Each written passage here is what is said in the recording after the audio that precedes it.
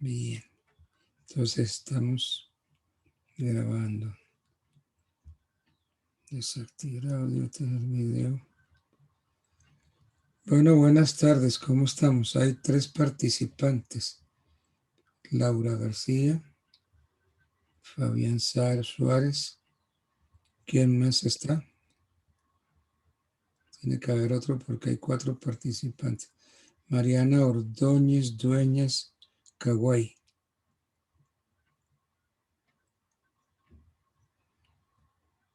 No los oigo, no oigo a Carol Dueñas, no la oigo. Julie Benavides.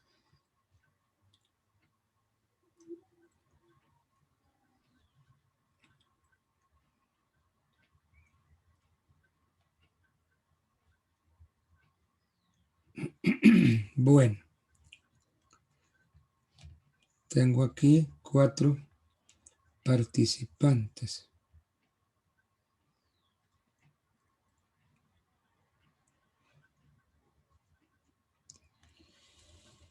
Bueno, yo creo que son las 6, comencemos, faltan 2, 3 minutos para las 6. Laura García, Sí, profe, yo creo que no se han conectado pues porque no son las 6 aún. Julie Benavides. Doctor, muy buenas noches. Ah, Laura García sí la vi, ahí por ahí la vi. Julie Aquí Benavides. está Julie. Doctor, buenas noches. Buenas noches, ahí veo a doña Laura García. Muy buenas tardes, Laurita, ¿cómo estás? Ábreme el Muy bien, micro. profe, gracias. Muy bien. Julie Benavides es como es Julio o Julio, ¿qué es? Julie Es Edubín. Julie, doctora, así como está Julia Edwin Benavides Chilito. Ese es el nombre, Julie Edubín. Benavides Chilito. Julia Edwin Benavides Chilito, sí, doctor. Fabián Suárez, que no lo oigo. Nelson Porras. Buenas noches, presente. Bueno, entonces, en el programa para hoy está lo atinente al Código General del Proceso. Nos toca... Ustedes no han visto el derecho procesal, o sí lo han visto. Pregunto, ¿han visto derecho procesal? Procesal civil, sí, doctor. Ya. Bueno, es que dentro del programa que me marca la universidad, me marca el Código General del Proceso. Y entonces, pues vamos a ver ese Código General del Proceso. Supremamente extenso ese ítem que nos pusieron en esta segunda clase, el Código General. Karen Rojas Oviedo. Muy bonita la foto, Karen. Está bien bonita esa foto. Bueno, el Código General del Proceso es la ley 1564 del año 2012. ¿Por qué se expidió un código general? Porque es que el Banco Mundial proyecta siempre un informe de las mediciones que le hace a los países en materia jurídica. Y entonces, Colombia pues venía muy mal en aspectos jurídicos, especialmente en lo de cumplimientos de contratos, en la celeridad de ese cumplimiento. En fin. Y en el año 2011, el Banco Mundial hizo una medición objetiva de las condiciones para celebrar negocios en América Latina, específicamente en el subindicador cumplimientos de contratos. Entonces, esa medición en 383 países, Colombia mostró una situación muy difícil en materia de justicia. Y en el concierto de 183 países, Colombia está en el puesto 150. Miren por dónde estamos. De los últimos. Entonces, en el reporte que hizo el banco en el año 2012, pues el diagnóstico no fue mejor, pues en el mismo subindicador cumplimiento de contratos se ubicó en el puesto 149 entre los mismos 183 países. Y luego, en el informe del año 2013, pasó a ocupar el puesto 154. Entonces, realmente entre 183 países estamos en el puesto 154. Entonces, esto hizo que se prendieran las alarmas de que la justicia civil al menos estaba muy mal y que había que hacer algo con la justicia civil. Y entonces, ante esa crisis, el Instituto Colombiano de Derecho Procesal sometió a la consideración del Congreso de la República un código de proyecto que se llamó Código General del Proceso. Y por allá en marzo del año 2011 se radicó ese proceso. Respuestas del líder que fue a recoger. ¿Ah? Desde la erradicación del proyecto en la Cámara, el gobierno se esmeró por divulgarlo. ¿Le escribiste a Oscar que llevas? ¿Cómo? ¿Le escribiste a Oscar que llevas? Víctor Manuel, Sí, te espero. ¿Me quieres cerrar el micrófono, por favor, Víctor Manuel? Entonces, desde la radicación del proyecto en la Cámara, el gobierno se esmeró por divulgarlo y someterlo a la crítica de la comunidad en general a fin de recibir las observaciones de todos los interesados.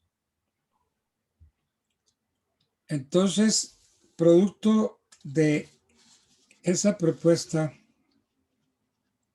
que hizo el Instituto Colombiano de Derecho Procesal es la ley que ustedes creo que estudiaron, y si no, pues la vamos a estudiar ahorita. Es la ley 1564 del año 2012, conocida la ley como Código General del Proceso. Bien, el Código General del Proceso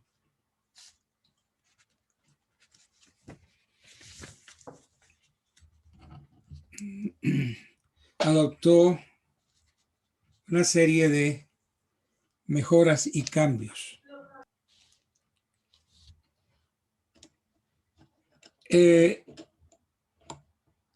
Esta ley está inspirada en el propósito de adoptar un procedimiento oral, ya no es el procedimiento escrito, procedimiento oral en el cual predominen la inmediación y la concentración en el proceso por audiencias.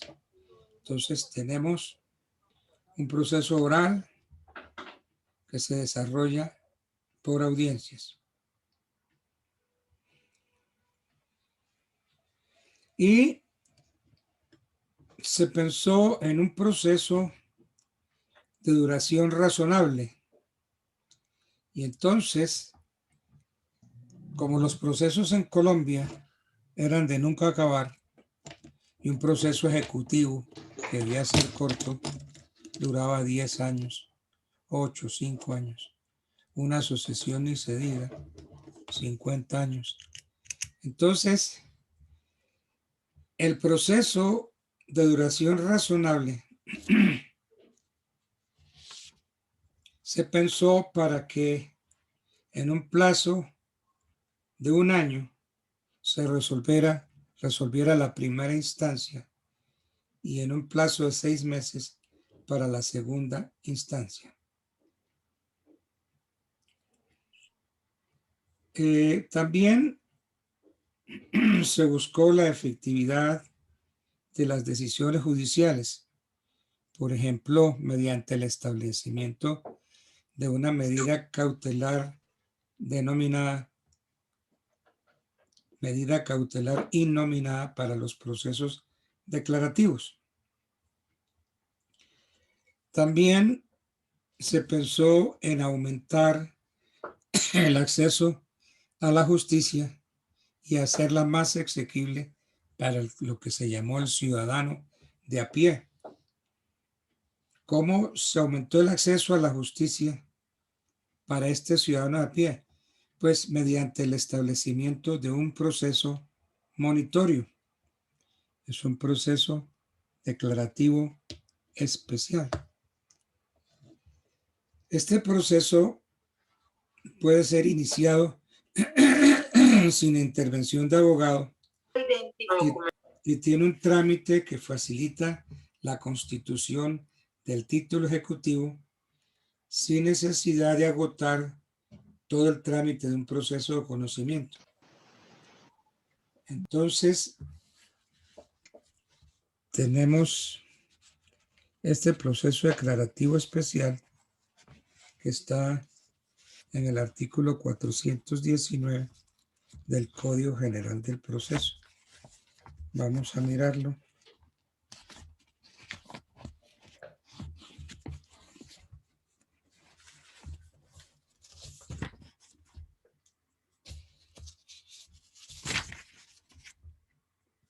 Alemania, no. Bien. Entonces, en el artículo 419 del Código General del Proceso, encontramos lo que se llama proceso monitorio. Es una de las novedades. Dice el artículo 419 que quien pretende el pago de una obligación en dinero de naturaleza contractual determinada y exigible que sea de mínima cuantía podrá promover proceso monitorio con sujeción a las disposiciones del capítulo. Eso hasta ahí el 419. No dice nada más el código. La disposición, o sea, el 419, describe la hipótesis precisa en la que cabe el novedoso tipo de proceso cuyas características podemos sintetizarlas de la siguiente manera. Solo se persigue el pago de una obligación en dinero. Segundo, la deuda debe tener un origen contractual. Tercero, la obligación debe estar cuantificada. Cuarto, la deuda debe ser exigible. Y quinto, la deuda debe ser de mínima cuantía.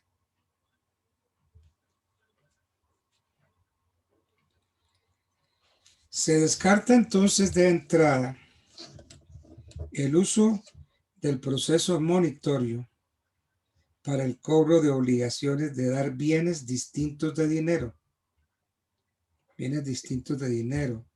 de hacer, no hacer, suscribir documentos, o lo mismo que las de origen extracontractual, las que no hayan sido cuantificadas, las que aún no sean exigibles y las de cuantía superior a 40 salarios mínimos mensuales. Entonces, el proceso monitorio es una opción adicional que la ley le ofrece al acreedor que se encuentre en las circunstancias descritas, de modo que si no quiere emplearla, puede acudir al proceso verbal sumario, que también sirve para obtener el reconocimiento de las obligaciones que se pueden cobrar por el proceso monitorio. El proceso monitorio tiene una estructura similar a la del proceso ejecutivo, pero comparte caracteres con el proceso declarativo en cuanto se abre camino sin necesidad de un título ejecutivo. Entonces, en el proceso monitorio no hay un apoderado.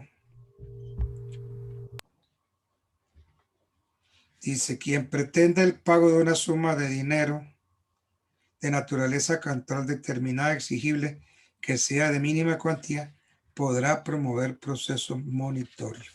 Entonces la persona puede sola iniciar proceso monitorio. Ese proceso pues tiene unos requisitos que están en el artículo 420, que es el contenido de la demanda. Entonces dice, el proceso monitorio se promoverá por medio de demanda que contendrá, primero, la designación del juez a quien se dirige. Segundo, el nombre y domicilio del demandante y el demandado, y en su caso de sus representantes y apoderados. La pretensión de pago expresada con precisión y claridad. Los hechos que sirven de fundamento a las pretensiones. La manifestación clara y precisa de que el pago de la suma deudada no depende del cumplimiento de una contraprestación. Las pruebas, etcétera, etcétera. Entonces, se inicia ese proceso, que es un proceso novedoso.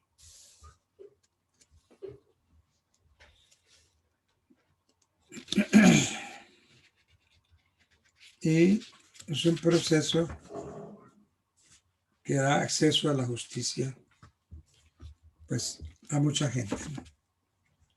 Bueno.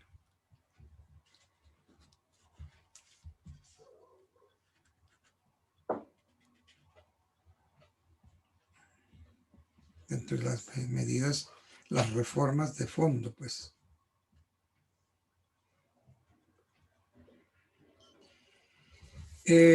Este Código General del Proceso incorpora las tecnologías de la información y las comunicaciones en la gestión de los procesos.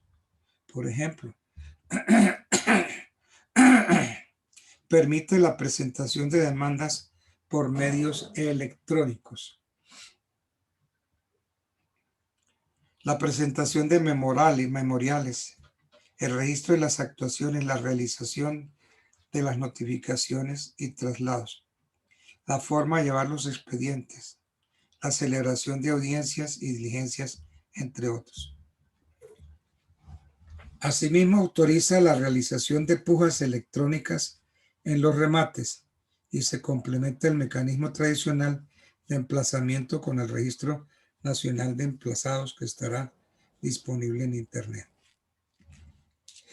Refuerza la posibilidad de practicar pruebas extraprocesales para que el juez se concentre en las tareas más complejas del proceso. Establece reglas que propenden garantizar la idoneidad de los auxiliares de la justicia, especialmente peritos y secuestres. Podemos decir que el código está escrito en un lenguaje más comprensible para las personas comunes y corrientes y elimina las expresiones en latín que tanto se utilizaban y que son innecesarias. Aprovecha las instituciones procesales decantadas y arraigadas en nuestra cultura jurídico-procesal, con las que se han tenido positiva experiencia práctica forense. En fin, trae una serie de medidas nuevas.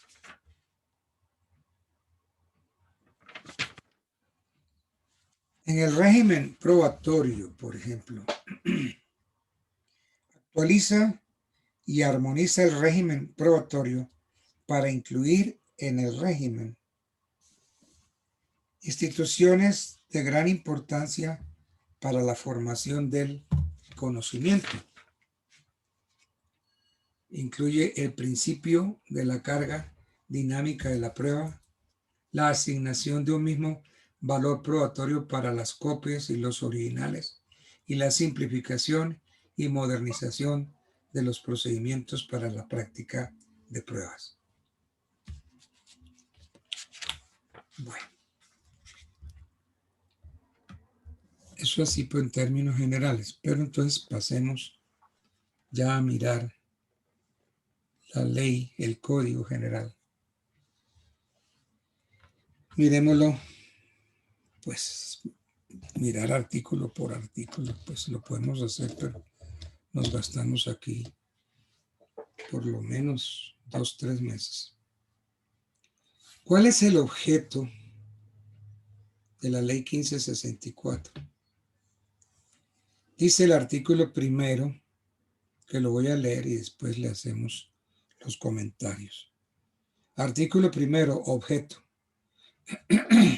Este código regula la actividad procesal en los asuntos civiles, comerciales, de familia y agrarios. Se aplica además a todos los asuntos de cualquier jurisdicción o especialidad y a las actuaciones de particulares y autoridades administrativas cuando ejerzan funciones jurisdiccionales en cuanto no estén regulados expresamente en otras leyes. Bien, hasta ahí el artículo primero que habla de objeto. La denominación de este código encuentra explicación en la amplia cobertura que sugiere su primer artículo, el de objeto. El carácter general que el estatuto exhibe en su nombre reside en las siguientes manifestaciones. Lo primero es que regula todos los procesos que versan sobre asuntos de naturaleza civil, comercial, de familia y agraria. Segundo, rige también para los procesos de otras áreas del derecho de conocimiento de los jueces que pertenezcan a otras especialidades, siempre que no estén regulados en leyes diferentes. 2, 3, 4, 5, 6, 7, 8, 9, 10. Tienes prendido el micrófono. Regula las actuaciones que realicen las autoridades administrativas en ejercicio de funciones jurisdiccionales. Impera también en los procesos y demás actuaciones procesales que adelanten los particulares en ejercicio transitorio de la función jurisdiccional como árbitros o como conciliadores. Si tienen la Constitución Nacional, abran ustedes el artículo 116 de la Constitución.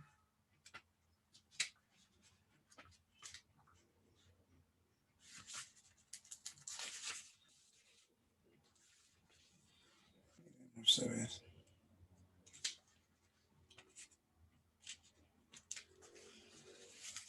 El artículo 116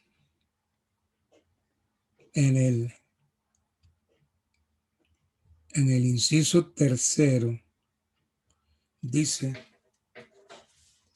los particulares pueden ser investidos transitoriamente de la función de administrar justicia en la condición de conciliadores o en la de árbitros habilitados por las partes para proferir fallos en derecho o en equidad en los términos que determine la ley. Entonces, miren ustedes, en el consultorio jurídico, ustedes pueden ser investidos transitoriamente de la función de administrar justicia cuando están trabajando en la conciliación como conciliadores o si hacen parte de un proceso de arbitraje. Entonces, los particulares pueden ser investidos transitoriamente de la función de administrar justicia en la condición de conciliadores o en la de árbitros habilitados por las partes para proferir fallos en derecho o en equidad en los términos que determine la ley. Entonces, de conformidad con el artículo 116 de la Constitución, los particulares, como ustedes, pueden, en ejercicio transitorio de la función jurisdiccional, pueden funcionar, actuar como jueces, como árbitros. Los conciliadores entonces son jueces.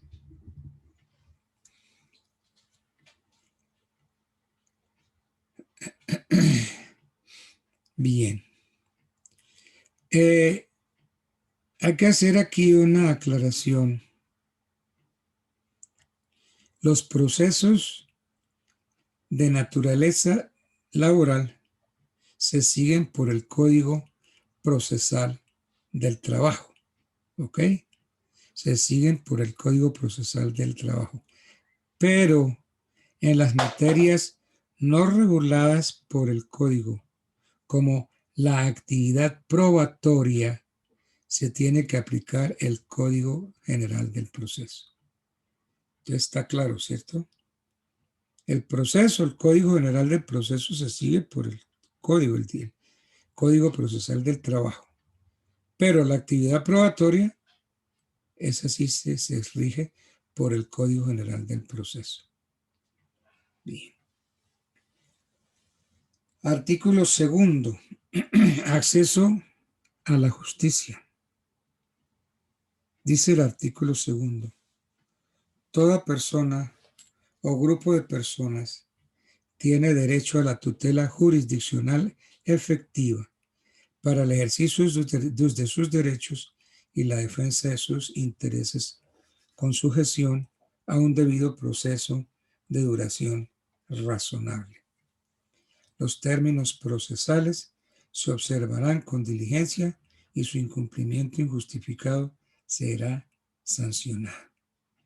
Entonces dice este artículo 2, con sujeción a un debido proceso de duración razonable. Entonces se pensó cuál sería esa duración razonable. Y entonces establecieron, y los invito para que hablan el artículo 121 del Código.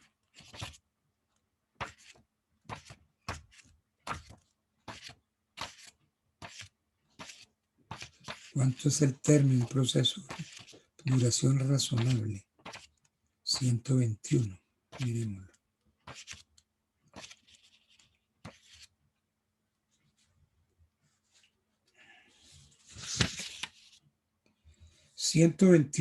Duración del proceso. Salvo interrupción o suspensión del proceso por causa legal, no podrá transcurrir un lapso superior a 1 año para dictar sentencia de primera o única instancia, contado a partir de la notificación del auto admisorio de la demanda o mandamiento ejecutivo. Aquí que hay que hacer una claridad. Contado a partir de la notificación del auto admisorio de la demanda o mandamiento ejecutivo. En el proceso ejecutivo no hay auto admisorio. En el proceso ejecutivo ahí es un mandamiento de pago. ¿Ok? Entonces, a partir en el proceso ejecutivo, a partir del auto que ordena el pago, que ordena el cumplimiento de la obligación, a partir de ahí empieza a contarse la duración del proceso, que no podrá transcurrir un lapso superior a 1 año para dictar sentencia de primera o de única instancia. En los procesos ordinarios, 1 año a partir del auto admisorio de la demanda. Y en el proceso ejecutivo, de 1 año a partir de la notificación del mandamiento de pago. Entonces, 1 año para la primera instancia. Sigue el 121. Del mismo modo, el plazo para resolver la segunda instancia no podrá ser superior a 6 meses, contados a partir de la recepción del expediente en la Secretaría del Juzgado o Tribunal.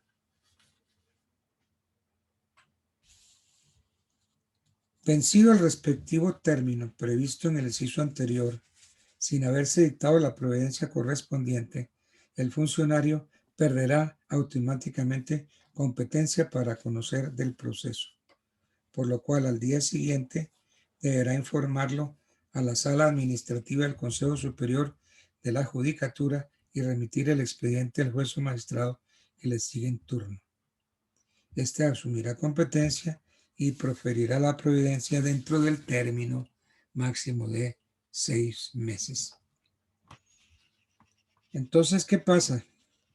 Si usted en ese plazo de 1 año no dictó sentencia de primera instancia, entonces dice el 121, vencido el respectivo término, el funcionario perderá automáticamente competencia para conocer del proceso. Y entonces tiene que informarlo a la sala administrativa del Consejo Superior y entonces remite el expediente al juez o al magistrado que le sigue un turno. Si usted es el juez 13, le pasa al 14. Si usted es el 14, se lo pasará al juez 15.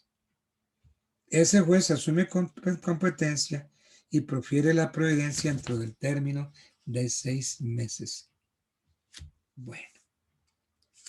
Ahora bien,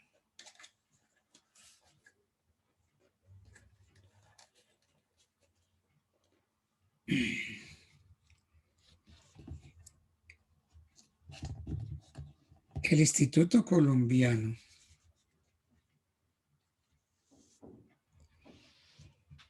no podía echarse, estas son mis apreciaciones, ¿no? No podía echarse encima a los jueces. Y entonces le tiró a los jueces una tablita de salvación. Y entonces dice el código, excepcionalmente el juez o magistrado podrá prorrogar por una sola vez el término para resolver la instancia respectiva hasta por 6 meses más. De modo que si a usted, juez, se le está venciendo el término de 1 año y no ha proferido sentencia, entonces le evita aquello de que tiene que confesarse ante el Consejo Superior y tiene que pasarle el proceso al juez siguiente. No. Entonces el código le permite al juez prorrogar por una sola vez el término para resolver la instancia respectiva hasta por 6 meses. Y entonces usted en el auto explica esa situación, prorroga, se autoprorroga, mejor dicho, prorroga el término por 6 meses más. Entonces ya no se le vence el término de los 12 meses. Ya no, ya tiene 6 meses más para resolver el asunto. Pero las razones que usted adopta en ese auto mediante el cual se prorroga, se hace de una forma tal que el auto no admite recurso. Usted se prorroga y ese auto no se puede recurrir. Con explicación de la necesidad de hacerlo mediante auto que no admite recurso. ¿Ok? Bien.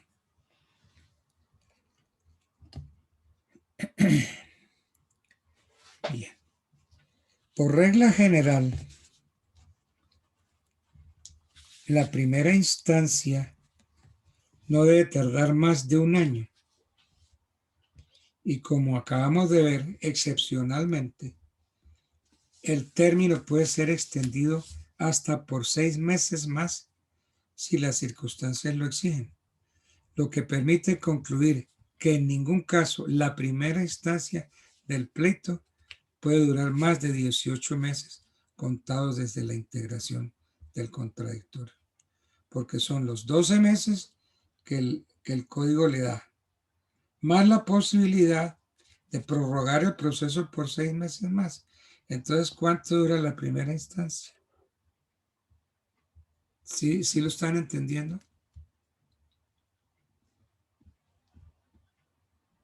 18 meses, doctor. Duraría 18 meses. Claro, 18.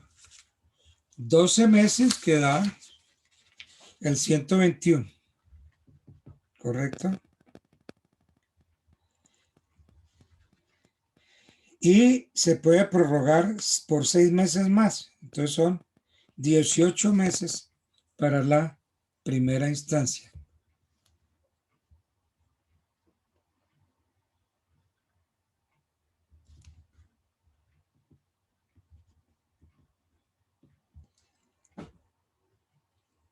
Bueno.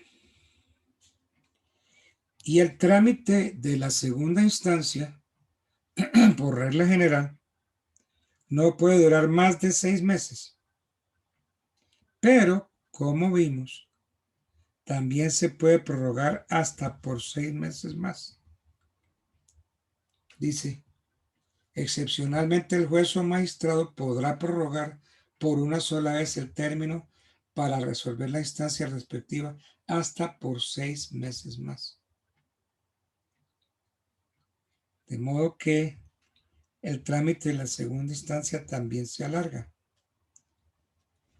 El trámite de la segunda instancia no puede durar más de 6 meses, pero también se puede prorrogar hasta por otro tanto cuando las circunstancias lo exijan. Entonces significa que la segunda instancia debe ser resuelta en el término máximo de un año. ¿Estamos? Sí, señor. Sí, señor. Sí, señor. Simpático esto, ¿no?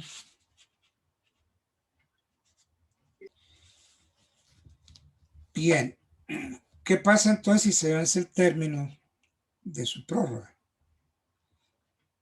Vencido el término o su prórroga, el juez pierde la competencia y por lo tanto no puede seguir adelantando válidamente el proceso, lo que lo obliga a remitir el expediente al juez que le siga en turno.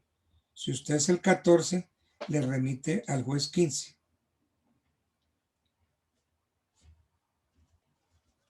Entonces, cualquier actuación diferente que realice el juez después de la pérdida de competencia deviene inválida de pleno derecho toda la actuación. Bueno.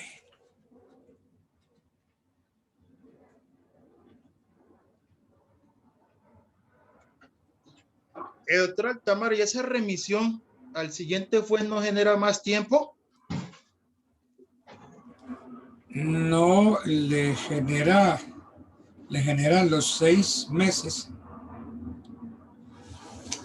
y le toca al juez que se la pasan ponerse las pilas y resolverlo en 6 meses.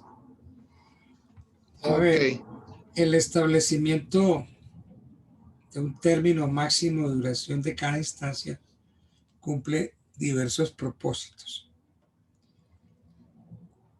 Por un lado, disuade la realización de actividades judiciales que sirven para simular trabajo.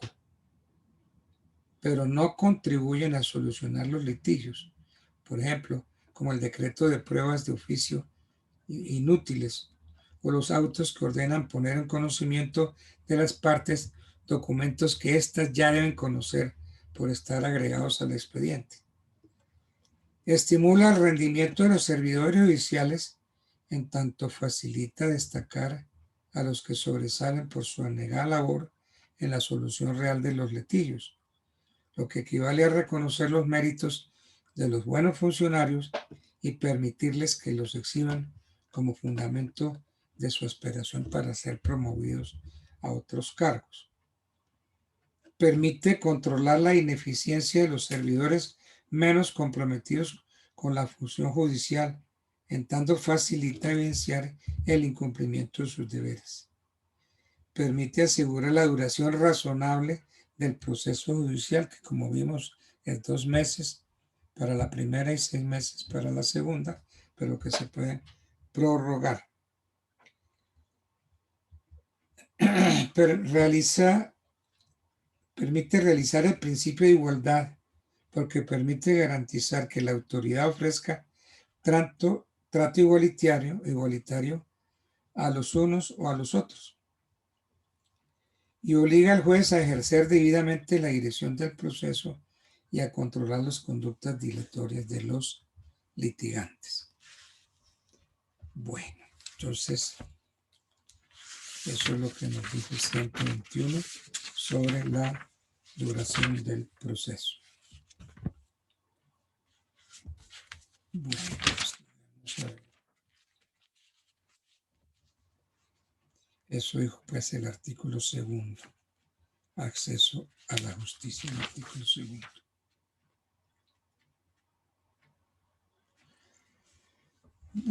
Bueno, a mí se me quedó por decirles que el Código General del Proceso delimita el tiempo que puede tardar el juez en pronunciarse definitivamente sobre la admisibilidad de la demanda.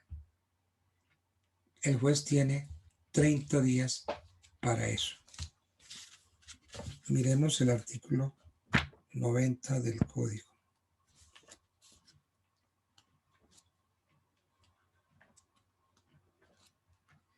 El artículo 90. Admisión, inadmisión y rechazo de la demanda. El juez admitirá la demanda que reúna los requisitos de ley y le dará el trámite que legalmente corresponda, aunque el demandante haya iniciado una vía procesal inadecuada. En la misma providencia, el juez deberá integrar el litis consorcio necesario y ordenarle al demandado que aporte durante el traslado de la demanda los documentos que estén en su poder y que hayan sido solicitados por el demandante. El juez rechazará la demanda cuando carezca de jurisdicción o de competencia o cuando esté vencido el término de caducidad para instaurarla. En los 2 primeros casos ordenará enviarla con sus anexos al que considere competente. En el último ordenará devolver los anexos sin necesidad de desglose. Finalmente, más adelante dice, en todo caso, dentro de los 30 días siguientes a la fecha de la presentación de la demanda, deberá notificarse al demandante o ejecutante el auto emisorio o el mandamiento de pago. Entonces, el juez tiene 30 días para la admisión o inadmisión de la demanda.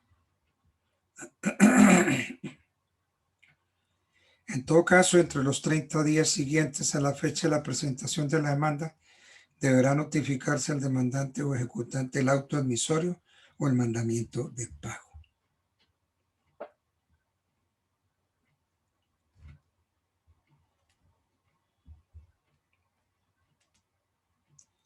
Bueno.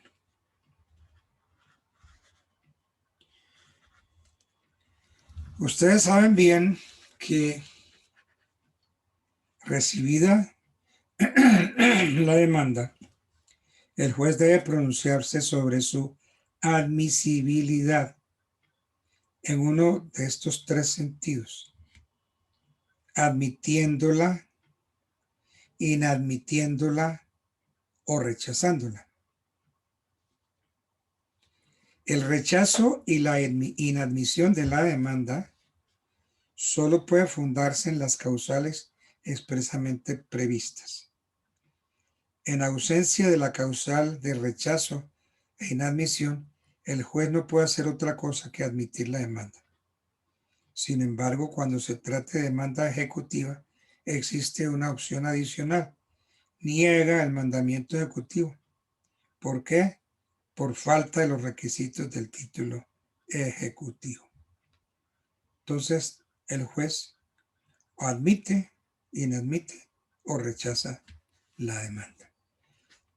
Y entonces el juez tiene 30 días para estudiar la demanda y luego entonces proferir un auto en el cual la admite, la inadmite o la rechaza. Bien.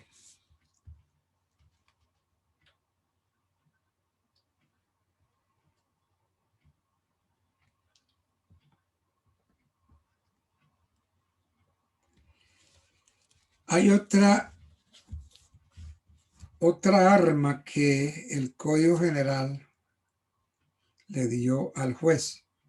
No solamente la que vimos de limitar el tiempo que puede transcurrir entre la integración del contradictorio y la emisión de la sentencia de primera o de única instancia, que sabemos que es 1 año para la primera y 6 meses para la segunda, sino que este Código General del Proceso le provee al juez herramientas para impedir el estancamiento del proceso por desidia a las partes. Y entonces le da lugar y permite el archivo del proceso por abandono. Es decir, esto es lo que se ha dado por llamar desistimiento tácito. Ese desistimiento tácito lo encuentran ustedes en el artículo 317 del Código General.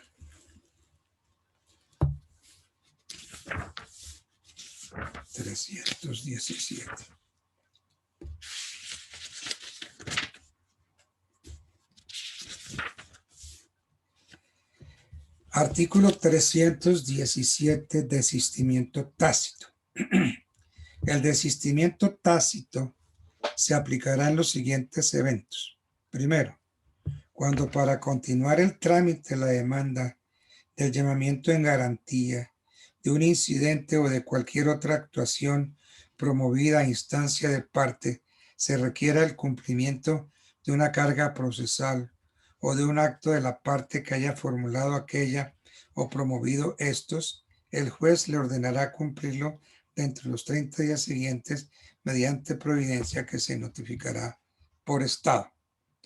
Vencido dicho término, sin que quien haya promovido el trámite respectivo cumpla la carga o realice el acto ordenado, el juez tendrá por desistida tácitamente la respectiva actuación y así lo declarará en providencia, en la que además impondrá condena en costas. Entonces, cuando un proceso permanece inactivo en la Secretaría del Despacho porque no se solicita nada, no se pide ninguna actuación durante el plazo de 1 año en la primera o en única instancia, el juez puede decretar la terminación por desistimiento tácito sin necesidad de requerimiento previo. Esa es una bonita arma que tiene el juez para evitar que esos procesos se duerman. Y si el litigante quiere que su proceso se duerma, pues el juez le ayuda a que se duerma definitivamente. Porque si pasa 1 año sin que se haga ninguna diligencia, el juez entonces le aplica el desistimiento tácito. Y entonces se decreta la terminación del proceso por desistimiento tácito. Esa es una figura que se me estaba quedando entre el tintero. Hay una Doctor. pregunta. Sí, señor. Disculpe, interrumpo, gracias. Buenas noches, con William Cifuentes. En ese artículo 317 que usted nos está hablando del desistimiento tácito, ¿eso es vinculante para cualquier tipo de proceso o cualquier tipo de cuantía? Sí, claro.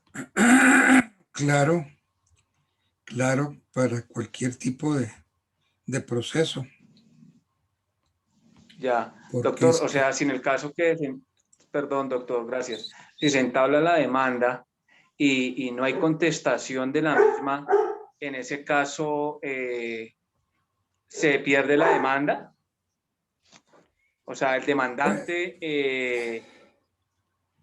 pues si lo deja ahí dormir, el proceso se le queda durmiendo. ¿Sí? ok, doctor, gracias. Porque es que ¿quién es el único que puede impulsar el proceso? La parte interesada. El juez. Demandante, sí, señor. Sí, o el demandado también puede impulsar el proceso. Entonces, si no lo impulsan, el juez se queda ahí como a la expectativa.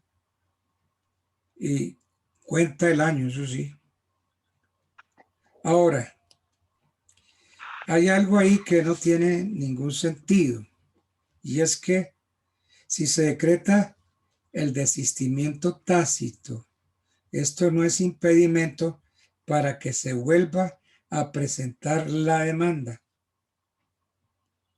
Entonces, aquí hay una partecita que dice: el decreto del desistimiento tácito no impedirá que se presente nuevamente la demanda transcurridos 6 meses contados desde la ejecutoria de la providencia que así lo haya dispuesto, o desde la notificación del auto de obedecimiento de lo resuelto por el superior, pero serán ineficaces todos los efectos que sobre la interrupción de la prescripción extintiva o la inoperancia de la caducidad o cualquier otra consecuencia que haya producido la presentación y notificación de la demanda que dio origen al proceso o a la actuación cuya terminación se decreta.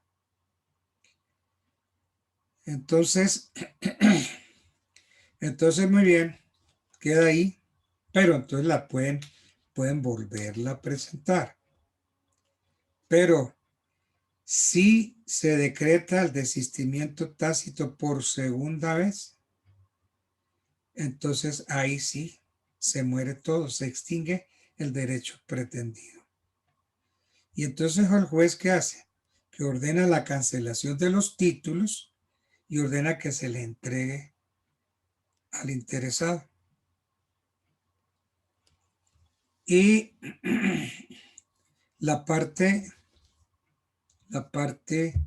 que sale beneficiada con esto puede pedir el desglose de los documentos que sirvieron de base para la admisión de la demanda o el mandamiento ejecutivo, con todas las constancias del caso. Entonces el demandado puede llegar y decirle: señor juez, sírvase ordenar el desglose de los documentos que sirvieron para iniciar este proceso. ¿Por qué? Porque ya el derecho quedó extinguido cuando es por segunda vez. Doctor, buenas noches. Buenas noches, sí. Doctor, buenas noches. Sí, buenas noches. ¿Alguna pregunta? Sí, doctor. Es, por ejemplo, y si en el evento de que el juez de pronto no se dio cuenta y no impulsaron ese proceso durante ese año y pasaron los 5 años de que habla la prescripción de la acción, entonces ahí se prescribe ese proceso. ¿Qué pasaría ahí, doctor? Pero claro, queda totalmente, ya ese proceso queda muerto, porque es que le operó el desistimiento tácito. Y sí, pues el juez, claro que alguien tiene que pedir que que se le dé muerte al proceso, ¿no? Entonces, el juez, aunque lo pueda hacer oficiosamente, como él está viendo el estancamiento de ese proceso por desidia, entonces a él le interesa es matar el proceso y archivar el proceso por abandono. Y entonces aplica el artículo 317. Y el proceso termina ahí, murió. Ya no hay nada que hacer, no se puede revivir. Bueno, sigamos. Sí, Discúlpeme, señor. con el tema de la prescripción, si el título fue presentado, ejemplo, una semana antes de su vencimiento, obviamente la prescripción se detiene a la presentación de la demanda y se le declara desistimiento tácito. Inmediatamente con la fecha de esta declaración, corre otra vez el tiempo para su propio vencimiento, es decir, que en la siguiente semana quedaría el título vencido, prescrito, perdón. A ver.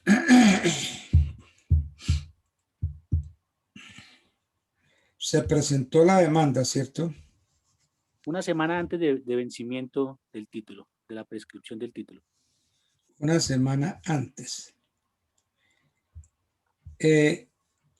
Ahí había una costumbre que, o costumbre no, porque era una disposición del código que decía que la presentación de la demanda interrumpía el término de prescripción. Y entonces la gente corría a presentar, el caso una semana antes presentaba la demanda y ya, como la presentó, quedó interrumpido el término de prescripción. El Código General del Proceso cambió eso y dijo, no es que se presente el documento antes para evitar la prescripción, no, sino que el auto admisorio de la demanda debe notificarse al demandado para que opere entonces la prescripción. Y entonces ahí sí la cosa ya cambia. Porque se presentó demanda y entonces yo vengo y contesto, ¿no? Contesto ese auto admisorio y propongo la prescripción. Pero entonces no es que por el mero hecho ya interrumpí la prescripción, no, sino que se interrumpe la prescripción si se notifica al demandado. Ese es el punto. Y entonces ahí habría que insistir en la notificación para que empiece a operar al cabo de la notificación la prescripción del título. ¿Sí? ¿O qué otra cosa era que había ahí? ¿Cuál era la otra intención que había ahí? Sí, porque bueno, si se hace el auto, si sale el auto admisorio y Sí. posterior al auto se le decreta el desistimiento tácito, inmediatamente empieza a correr los días del que le hacían falta ese título. A ver, entonces se decreta el auto admisorio de la demanda. Sí. ¿Qué más? Y tiempo después no le dan impulso al proceso y pues le van a declarar desistimiento. Se lo declaran. Mi pregunta es, en el momento que declaren el desistimiento tácito... Pero para que le declaren se necesita la notificación del auto admisorio. Porque muy bien salió el auto admitiendo la demanda. Y yo vengo y presento la excepción de prescripción. No, porque se requiere que se trabe la relación jurídico-procesal. ¿Y cómo se traba la relación jurídico-procesal? Con la notificación del auto admisorio al demandado. ahí se traba la relación jurídico-procesal. Entonces ahí sí podemos empezar a ver si es posible meter la prescripción. Porque es que si el tiempo le da, está bien, pero es que muchas veces se presentaba la demanda, diga usted, un día, 2 días, una semana antes de vencerse el término de prescripción del título. Y ya decían, la presentación de la demanda interrumpe el término de prescripción. No, el nuevo código dijo, no, no es la presentación, es la notificación interrumpe el término de prescripción. Entonces, si no se notifica la demanda, el término no se interrumpe. ¿Sí ven? Bueno, ese es un tema muy bonito, ese tema de la prescripción. De todas maneras, quedó muy claro. Profesor, yo tengo una pregunta. Sí, señor. Póngale cuidado, profesor. Yo radiqué una vez una demanda de pensión en la ciudad de Uitama, la radiqué y yo volví a los 2 meses y que a los 2 meses me habían dado desistimiento tácito, y es que supuestamente porque no había pagado 18.000 pesos. Cuando me llamaron, me notificaron, pero yo no la miré, yo volví a los 2 meses y me dieron desistimiento tácito. Pero por Dios, en los procesos laborales, la parte probatoria se va por el Código General del Proceso. El resto sí se va por el Código General. Pero entonces, ¿cómo así? Porque no pagó. Porque no pagué 18.000 pesos. Tenía que pagar yo las notificaciones, según creo yo. 18.000 pesos, ¿por qué razón? Para las notificaciones. Lo que pasa es que como yo estoy acostumbrado a los de Bogotá, que usted radica y vuelve a los 2 meses, 3 meses, pensé que era así, pero lo que pasa es que los de esa ciudad y los de Tunja son rápidos, que por ejemplo de radica hoy y a los 4 días ya están notificando. Pero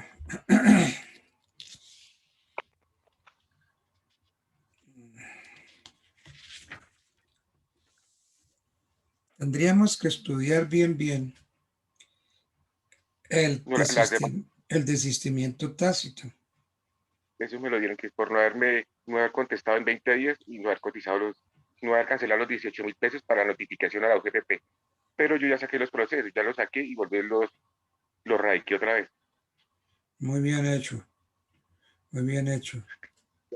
Ya estuve más pendiente porque eso es rápido, los juzgados por ejemplo, de Tunja y de Duitama, hagamos esto rápido. 5 días, 6 días, usted ya está notificando a la parte demandada. Pero es que el proceso debe permanecer inactivo en la Secretaría para que le decreten a uno la terminación por desistimiento tácito. Yo por ahí tengo el auto que ellos me enviaron, donde dicen que me han dado desistimiento tácito. A mí me llama mucho la atención eso. Porque es que en cualquier proceso, cualquier naturaleza, se necesita que el proceso permanezca inactivo en la Secretaría del Despacho. Y no es cualquier tiempito, es 1 año. Entonces, se puede decretar la terminación por desistimiento tácito. Pero usted presentó la demanda. ¿Cómo fue la cosa? ¿Usted presentó la demanda? No, doctor, yo radiqué la demanda. La radiqué, me vine para Bogotá, bajé a los 2 meses y a los 2 meses ya me habían... no lo revisé, pensé que no era más. Después me llamaron un auto que yo tenía que pagar 18.000 pesos. ¿Entiendes? Yo no lo supe. Yo nunca sabía que tocaba pagar 18.000 pesos. Cuando fui a pagar o algo, ya después me he dicho que lo habían archivado, que se dio por desistimiento tácito y que lo pueda sacar en 6 meses y volverlo a radicar en 6 meses. A mí sí me gustaría leer esa providencia. porque es que, no sé, yo tratando de acordarme de todos los requisitos para poder proferir el desistimiento tácito. Pues hay que mirar el cómputo de esos plazos. No. Es que no pueden decretarlo así. Por lo menos diría yo que se necesitarían 6 meses inactivos para que el juez aplique el desistimiento tácito. No sé, me gustaría leerlo, verlo. Está muy curiosa y muy interesante esa decisión. Y además que ese juzgado laboral tiene que irse por el Código General del Proceso. Tiene que aplicar el 317. Y no dice nada en la providencia. No me acuerdo, doctor, eso fue hace como 2 años. Bueno, bien. Sigamos. El Código General estableció el proceso oral y por audiencias. Dispuso que las actuaciones se deben cumplir en forma oral, pública y en audiencias. Eso es cierto y ese es como el ideal, eso es lo que quiere el Código General del Proceso. Sin embargo, y habría que hacerles unas aclaraciones. Porque es que buena parte de las actuaciones procesales reguladas en el Código General del Proceso se cumplen fuera de audiencia y no en forma oral sino escrita. Por ejemplo, la demanda. La demanda eso se hace en escrito. Las excepciones del demandado se hace por escrito. La contestación de una y de otras son actos que se cumplen por escrito y fuera de audiencia. Y muchas otras actuaciones, incluso las que realiza el juez, deben cumplirse por escrito y fuera de audiencia. Por ejemplo, el trámite del recurso de apelación contra autos. Eso también se hace fuera de audiencia, se hace en forma escrita. Entonces, ¿qué es lo que se debe realizar, como dice el artículo 3, en forma oral y en audiencias? Entonces, es lo que los tratadistas llaman el debate central del proceso. Entonces, las actuaciones que deben realizarse en audiencia y en forma oral son principalmente las que conforman el debate central del proceso. Por ejemplo, la práctica de pruebas, la formulación de los alegatos y la emisión de la sentencia. Esa es la parte central. Y eso se hace, pues, no como quiere el código, en audiencia y en forma oral.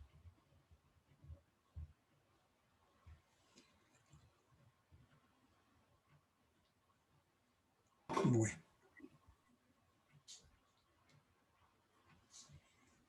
Bien, la ley estatutaria 1285 del año 2009, que modificó el Estatuto de la Justicia, o sea, la ley 270 del 96, estableció como regla general que las actuaciones procesales deben ser orales.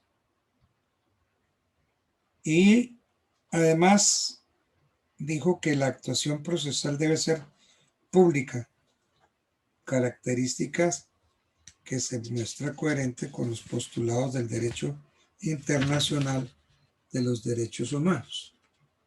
Entonces, pues sí hay unas partes orales, pero también hay mucha parte escrita.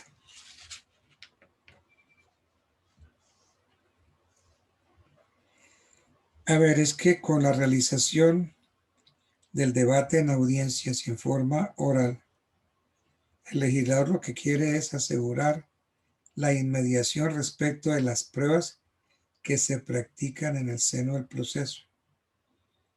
Y para afianzar la utilidad de la inmediación, obliga a realizar la confrontación en forma íntegramente concentrada. Entonces, la adopción del proceso por audiencias en lugar del tradicional proceso escrito obedece en buena parte a la tendencia que exhiben los regímenes procesales contemporáneos en orden a mejorar la calidad de la justicia judicial y que en Colombia se tradujo en una elocuente decisión política que vino a concretarse en la ley estatutaria 1285-2009, mediante la cual se modificó el Estatuto de la Justicia. Y entonces estableció como regla general que las actuaciones procesales deben ser orales. Y añadió más bien que la actuación procesal debe ser pública. Esas son las, digamos, reformas en ese aspecto. ¿Qué otras cosas nuevas trajo el Código General del Proceso? Algo pues que ya se venía hablando desde el proceso romano, desde el tiempo de los romanos. En la ley de las 12 tablas, el jurista romano empezó a decir que tenía que haber igualdad entre las partes. Entonces empezó a pedir que se respetara la isonomía. ¿Qué entendieron los romanos por isonomía? La isonomía es la igualdad de las partes ante el juez, la igualdad de las partes ante el derecho.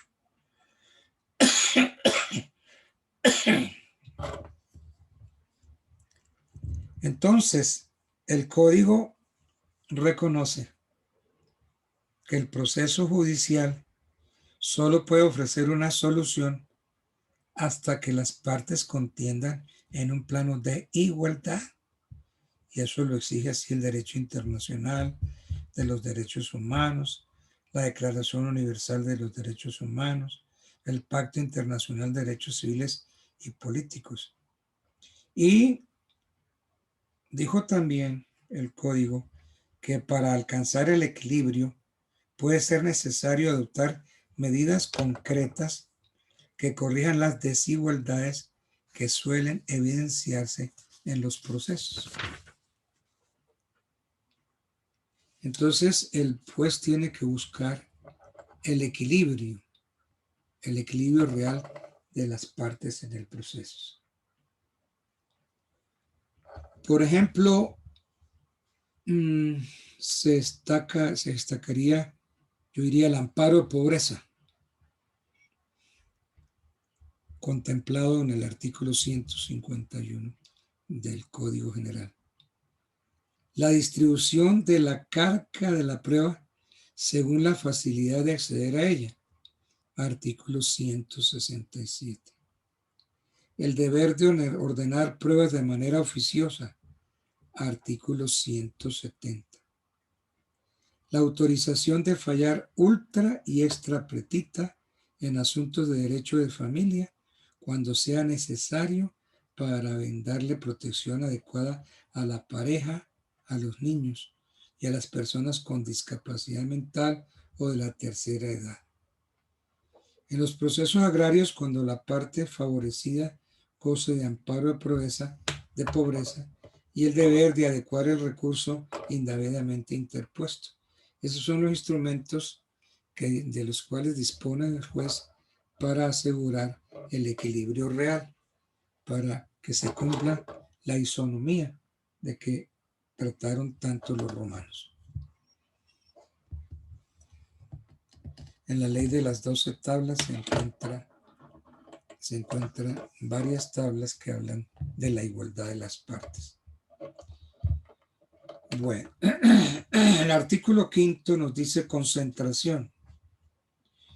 Lo voy a leer, dice: el juez deberá programar las audiencias y diligencias de manera que el objeto de cada una de ellas se cumpla sin solución de continuidad.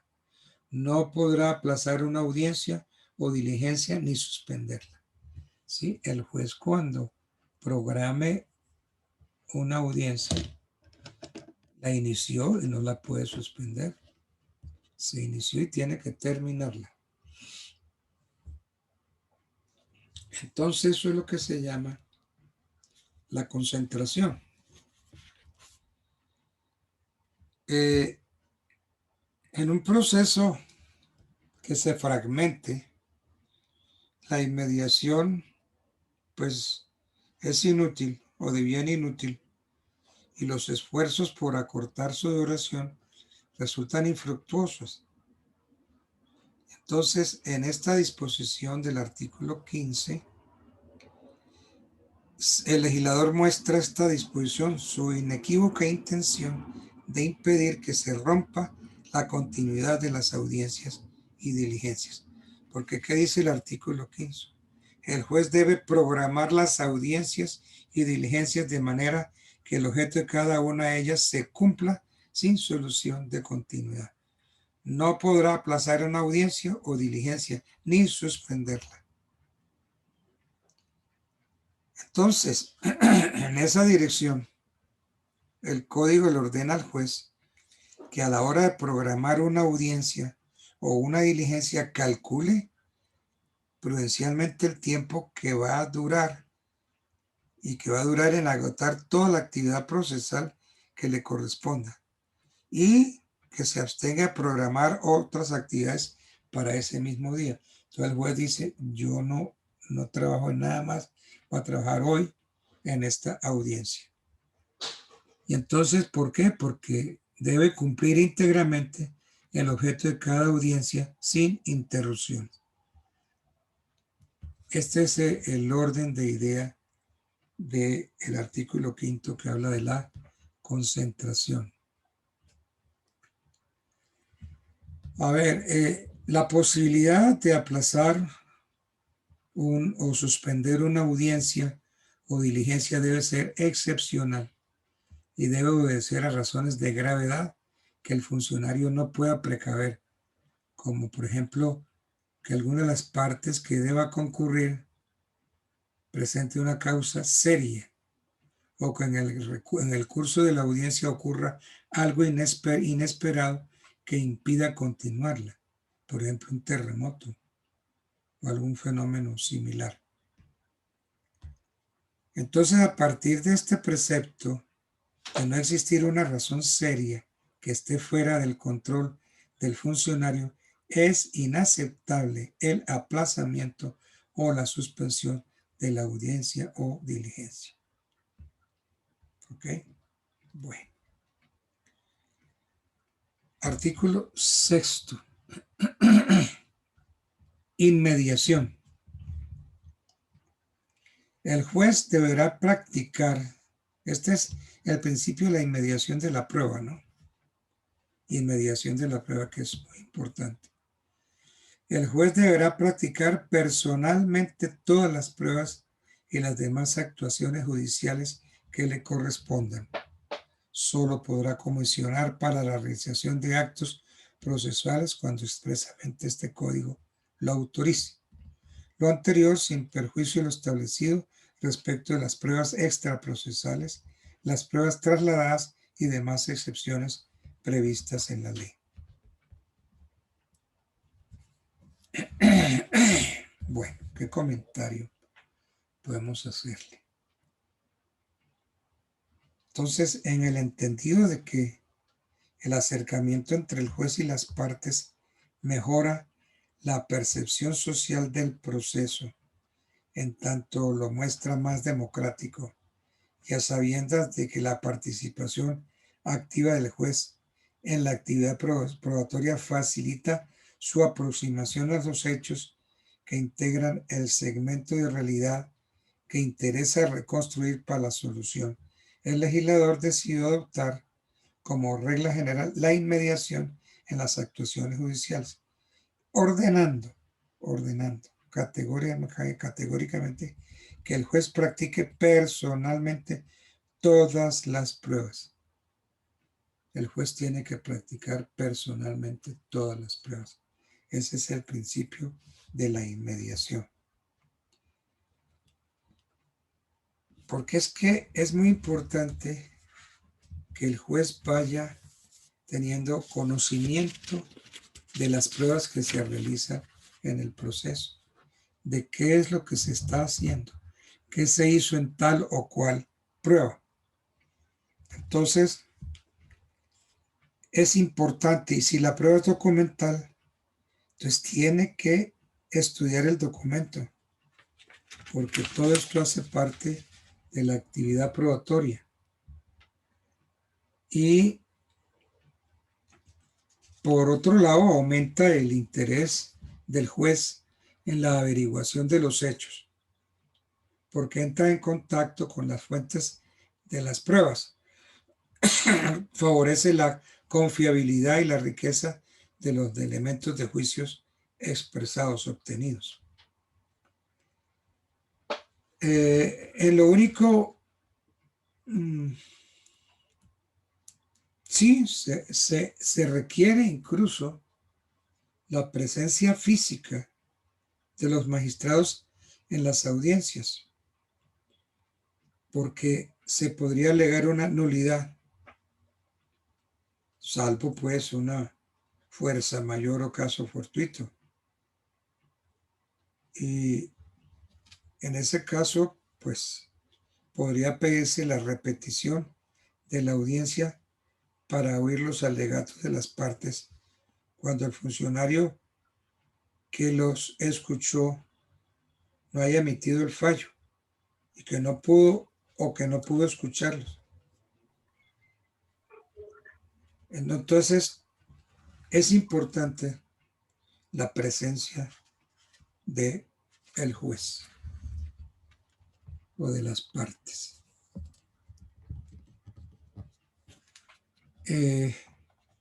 A veces, y esto es, a mí me pasó una sola vez, recuerdo yo, en Medellín, litigué como unos 16 años en Medellín, que en una audiencia la contraparte empezó a llamar a los abogados amigos que veía por fuera del juzgado. Fulano, sutano, entra por favor, fulano, sutano, entra por favor. Y entonces empezó a meterlos en la audiencia. Y yo dije, ¿esta vulgaridad qué es? Y entonces ahí no estaba el juez. Y entonces yo llamé y pedí entonces que el juez participara de la prueba. Y le pedí, señor juez, acudo al principio de la inmediación de la prueba. Usted debe practicar personalmente todas las pruebas y las demás actuaciones judiciales que le correspondan. Entonces ahí me dice el abogado, me dice, pero es que esto es una audiencia pública. Entonces como es audiencia pública, señor juez, y puede participar todo el mundo, permítame un segundito. Yo empiezo a llamar a los abogados amigos, doctor fulano, quiere venir de todos. Y entonces el juez me dice, pero me está volviendo esto un partido de fútbol. Le dije, señor juez, O usted le pone coto final, esto le pone orden, o le pido suspensión de la prueba, lo que no se puede hacer. Usted no puede suspender, pero usted no me puede volver esto una plaza pública donde todo el mundo puede intervenir. Pasa con frecuencia eso, ¿no? Ojo, porque en los juzgados se ven algunas cosas irregulares. Bueno, digamos que ese es el principio de la inmediación de la prueba. El principio de la legalidad.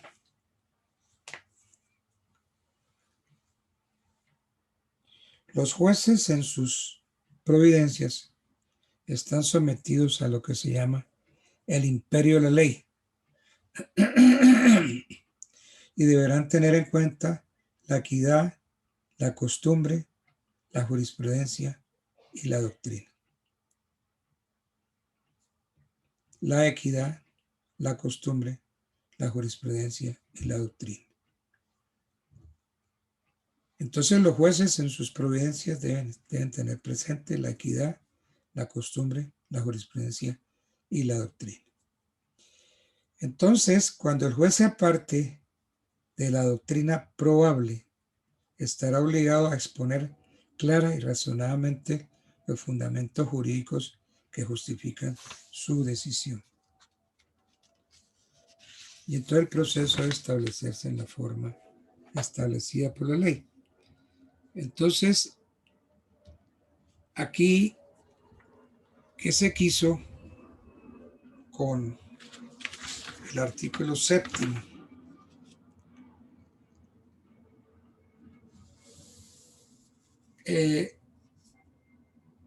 Aprovechó para fortalecer el concepto de la doctrina probable, al cual le ha conferido importancia la jurisprudencia de la Corte Constitucional. ¿Cuál es este concepto de la doctrina probable?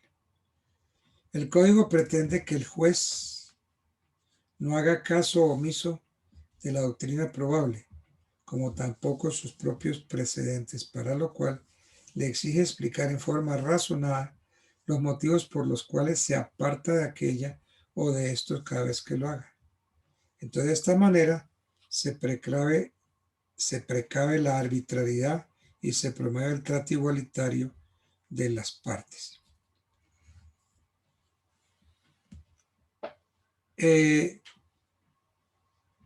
Aunque la norma admite la posibilidad de que el juez se separe de la doctrina probable o de sus propios precedentes, es consciente de que esa prerrogativa puede hacer imperar el capricho y provocar una reacción social violenta si al afectado no se le explica por qué, sin haber cambiado el régimen, su caso ha sido resuelto en forma distinta a otros casos idénticos.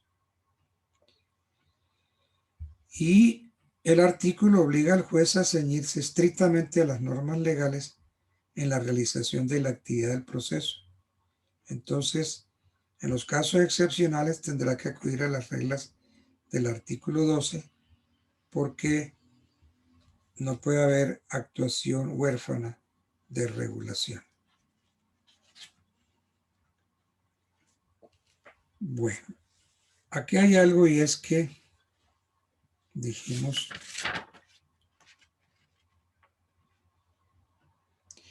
en el artículo 7 dice: los jueces en sus providencias están sometidos al imperio de la ley.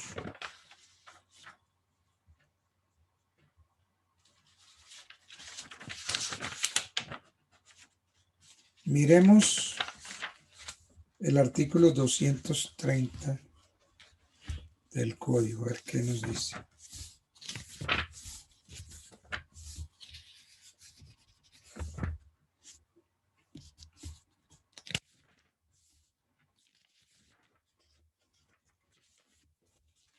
Artículo 230, dictamen decretado de oficio. Cuando el juez lo decrete de oficio, determinará el cuestionario que el perito debe absolver, fijará término para que rinda el dictamen y le señalará provisionalmente los honorarios y gastos que deberán ser consignados a órdenes del juzgado entre los 3 días siguientes. Si no se hiciera la consignación, el juez podrá ordenar al perito que rinda el dictamen si lo estima indispensable. Si el perito no rinde el dictamen en tiempo, se le impondrá una multa de 5 a 10 salarios mínimos legales. Con el dictamen pericial, el perito deberá acompañar los soportes de los gastos en que incurrió para la celebración del dictamen. Las sumas no acreditadas deberá reembolsarlas a órdenes del juzgado. Bueno. Entonces, según el inciso primero del artículo 207, 230, los jueces en sus providencias solo están sometidos al imperio de la ley. Miremos ahora el artículo 13.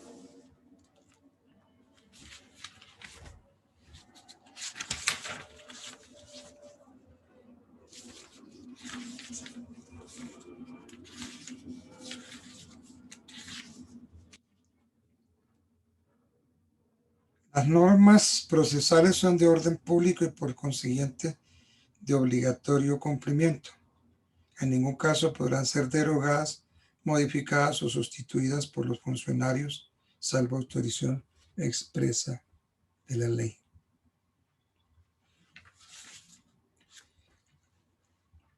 Entonces, tenemos que,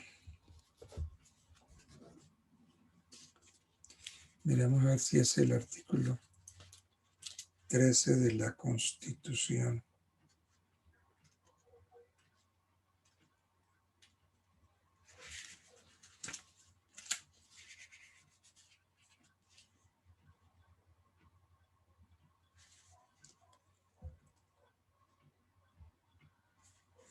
No. Si alguien me encuentra la costumbre.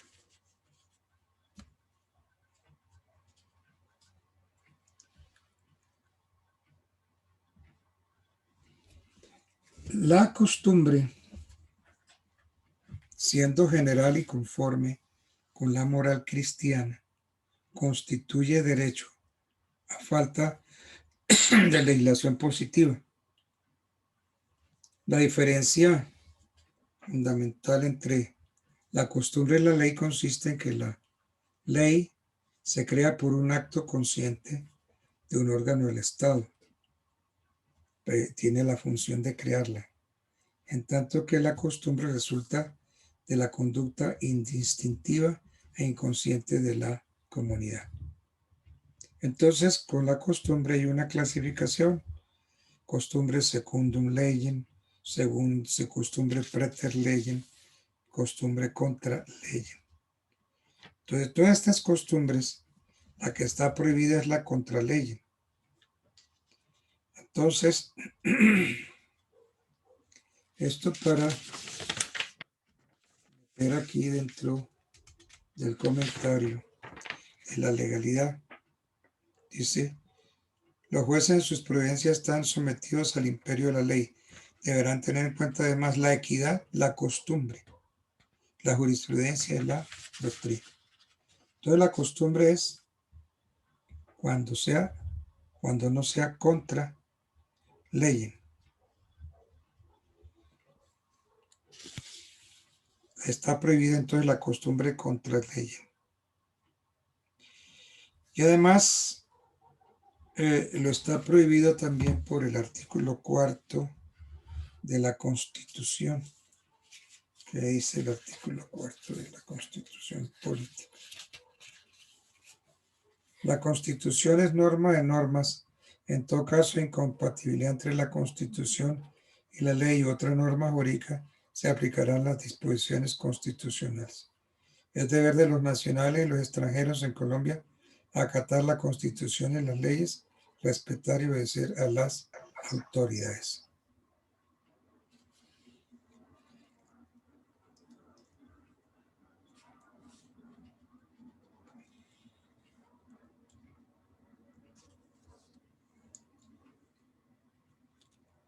Entonces, la costumbre dice pues que los jueces de tener en cuenta la equidad, la costumbre, la jurisprudencia y la doctrina. Eso es lo que dice el artículo 5 del Código General del Proceso.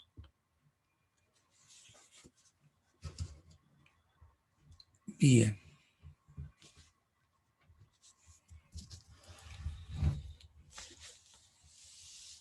Otro punto interesante es la iniciación y el impulso de los procesos. Los procesos solo pueden iniciarse a petición de parte, salvo los que la ley autorice promover de oficio. Entonces, los jueces deben adelantar los procesos por sí mismos y son responsables de cualquier demora que ocurra en ellos si es ocasionada por negligencia. El artículo 8 dice, los procesos solo podrán iniciarse a petición de parte, salvo los que la ley autoriza promover de oficio. En esta disposición, el Código ofrece una clara muestra de la influencia que en forma simultánea ejercen los sistemas dispositivo e inquisitivo en la estructuración del proceso.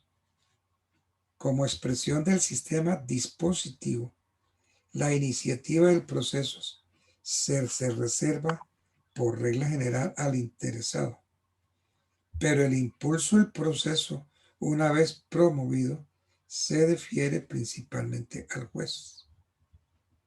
Y entonces esto es característico del sistema inquisitivo. Solo excepcionalmente puede el juez promover de oficio el proceso, pero después de promovido, raramente es necesaria la iniciativa del juez para que avance. Entonces, el impulso de los procesos.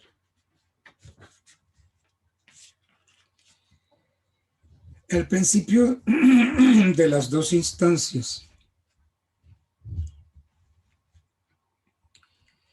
El artículo 9 dice, los procesos tendrán dos instancias a menos que la ley establezca una sola.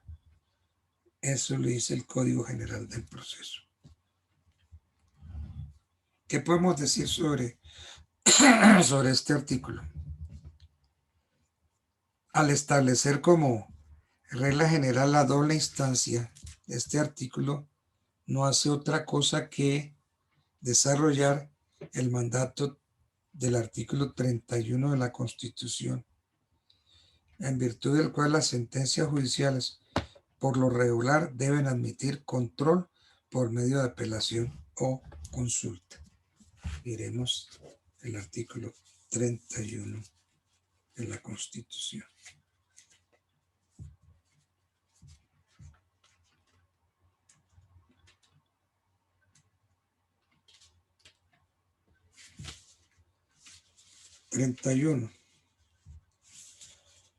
Toda sentencia judicial podrá ser apelada o consultada, salvo las excepciones que consagre la ley.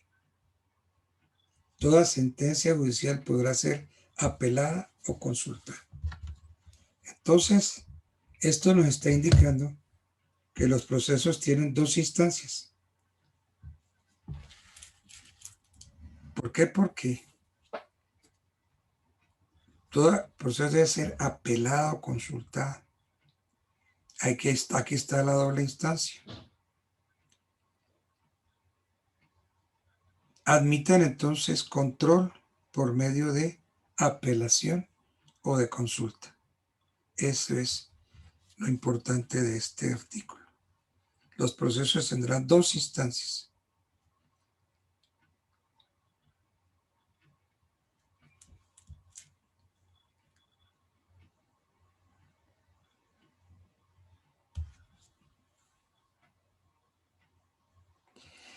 es que por medio de la apelación y de la consulta se pueden regular los procesos. Se limita el control de algunas sentencias por medio de la apelación o la consulta. Entonces, a propósito del grado jurisdiccional de consulta de tanto arraigo en el régimen procesal colombiano, es bueno resaltar que resultó desterrado el proceso gracias a que el Código General del Proceso, el legislador contemporáneo, materializó su propósito inequívoco de preterirla. Entonces, en el texto del código no hay siquiera, no hay una disposición, una referencia a la consulta.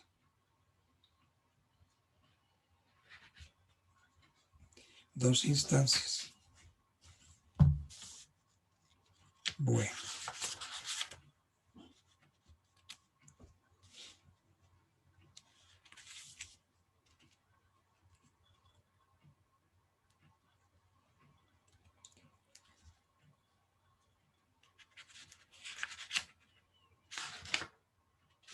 Entonces,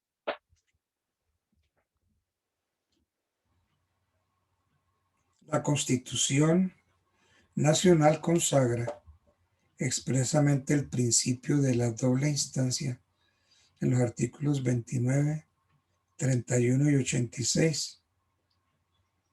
Estas normas indican en su conjunto que el principio de la doble instancia no tiene un carácter absoluto en el sentido de que necesariamente toda sentencia o cualquier otra providencia judicial deba tener la posibilidad de ser apelada. ¿No? Esto es potestativo. Puede ser apelada, entonces, esa es una posibilidad. La doble instancia es para eso.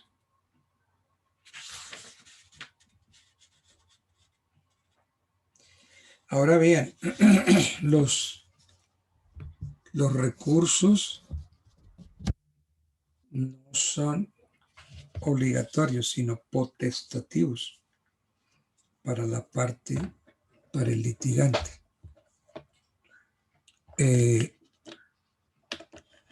Siendo vicepresidente jurídico de una entidad bancaria, de una entidad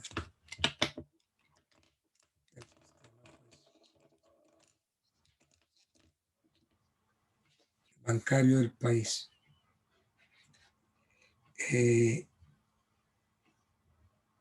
Me pidieron que contestara una demanda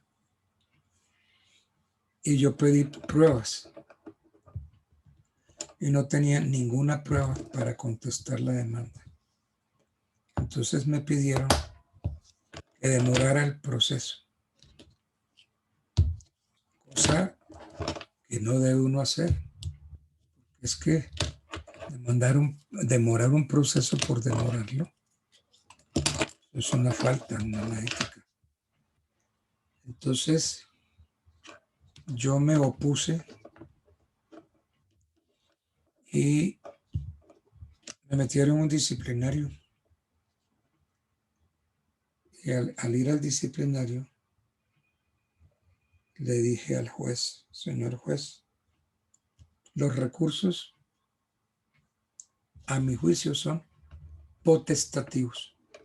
Si usted es el apoderado de una parte y considera que no debe apelar, usted no está obligado, no apela.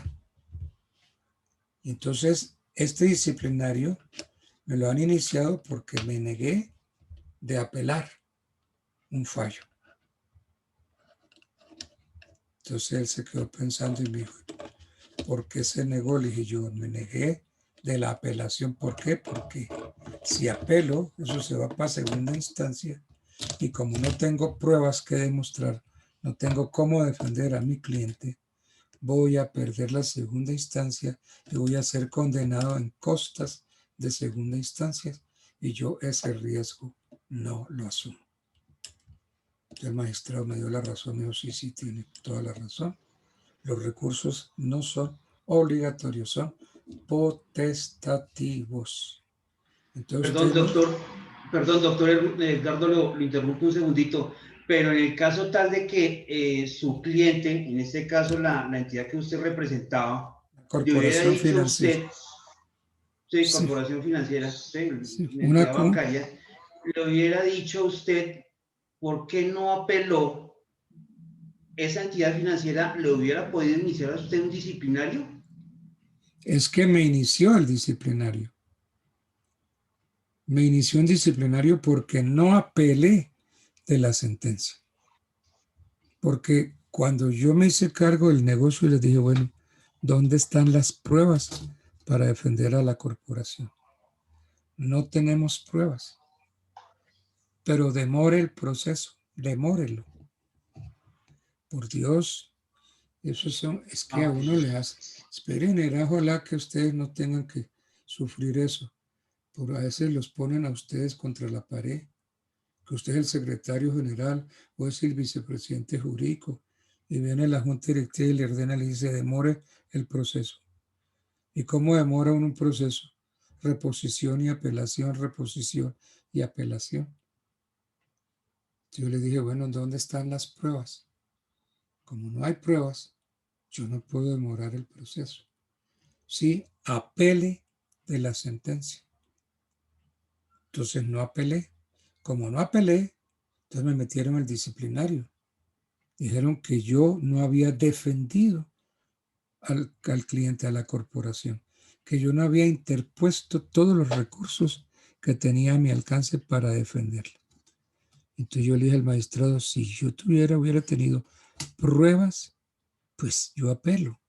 Pero como no tengo pruebas, la responsabilidad de la segunda instancia es totalmente mía.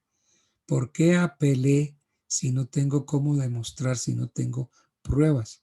Si no tengo pruebas, debo abstenerme del recurso de apelación. Es que usted está obligado.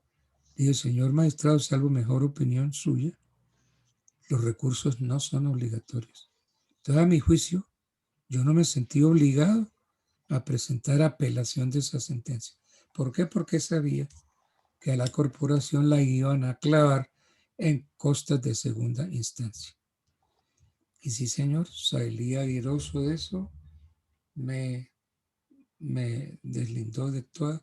Digo, sí, señor, eso es un acto atrabiliario, una exigencia totalmente inaceptable, y usted le aceptó la tesis. Usted es libre de interponer los recursos que considere. Es que ¿quién dijo que uno está obligado a interponer todos los recursos? No. Uno los interpone en la medida que considere que son prudentes. Pero si con la apelación yo me voy para segunda instancia, allá tiene que haber pruebas de segunda instancia. Y si no tengo pruebas de segunda instancia, viene condena en costas de segunda instancia. ¿Sí ve? Ténganlo pendiente, presente eso, porque de pronto les puede suceder. Pues si me sucedió a mí, a cualquiera de ustedes les puede suceder. Piensen y verán que sí.